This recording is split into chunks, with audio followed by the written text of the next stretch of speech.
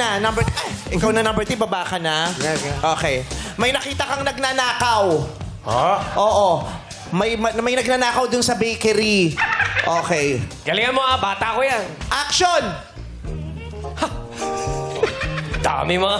Okay to Sir. I hope you comprehend. Masarap to. Excuse me po. Ano po yan yung kinukuha niyo po? Ay, hindi kasi wala yung tindera eh. Bawal po yan. Hindi, bibili talaga ako. Hindi ako nagnanakaw. Bawal po yan, sir. Bakit mo sinabing bawal? May nakalagay bang bawal magnakaw? Wala naman nakalagay, di ba? Sagot. Kinuha niyo po bigla yung ano eh. Ha? Yung tinapay po. Oh, ngayon? So, ibig sabihin po, nagnanakaw po kayo. Hindi, hindi ko rin ako. Kakainin ko lang eh. Ganun na nga rin po yun.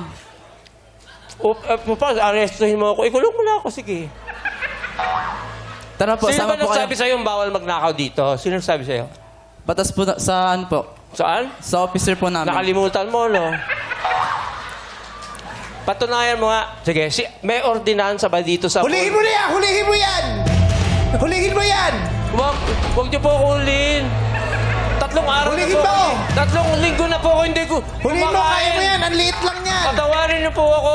Tara po, sir, sama po kayo Saan tayo pupunta? Sa office po. Anong opisina yan? Sa office po ng mall po. Office ng mall? Opo. Anong gagawin natin doon? Sasama ko po kayo sa para makausap po namin kayo. Cut!